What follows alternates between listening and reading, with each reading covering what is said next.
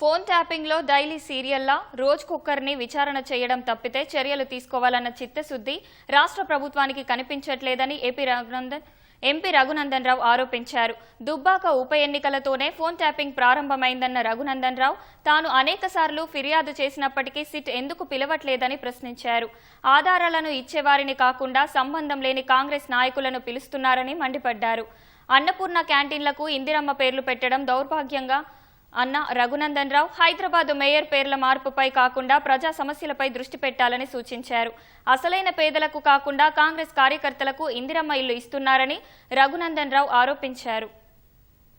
ఉప ఎన్నికల్లో పైసలు పట్టుకున్నామని చెప్పి నా కుటుంబ సభ్యుల్ని సంబంధం లేని వ్యక్తుల్ని టెలిఫోన్లు వినుకుంటా హరాస్ చేసిరని రఘునందన్ రావు అప్పుడున్నటువంటి డీజీపీకి 10 సార్లు కంప్లైంట్ ఇచ్చిండు. అడవైన ఉత్తరాలు స్పెషల్ ఇన్వెస్టిగేషన్ టీంకి చేరతలేవా?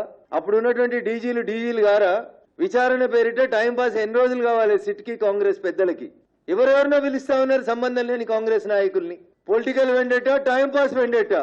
ఈ ప్రభుత్వానికి తప్పు చేసినోడిని ఒక్కరిని కూడా అరెస్ట్ చేసే దమ్ము లేదు. అమెరికాలో కూర్చొని చెప్పిండు ప్రభాకర్ రావు, అప్పుడున్న డీజీ అప్పుడున్న ప్రభుత్వ పెద్దలు చెప్తే చేసినమని. అదే రాసి రిమాండ్ చేయొచ్చు కదా 7 ఏళ్ల దాకా. కాబట్టి రాష్ట్ర ప్రభుత్వానికి చిత్తశుద్ధి లేదు. కాంగ్రెస్ టీఆర్ఎస్ రెండు ములాఖతై ప్రజలను ఆగం చేస్తున్నాయని చెప్పడానికి మంచి ఉదాహరణ కాళేశ్వరం కమిషన్, టెలిఫోన్ ట్యాపింగ్.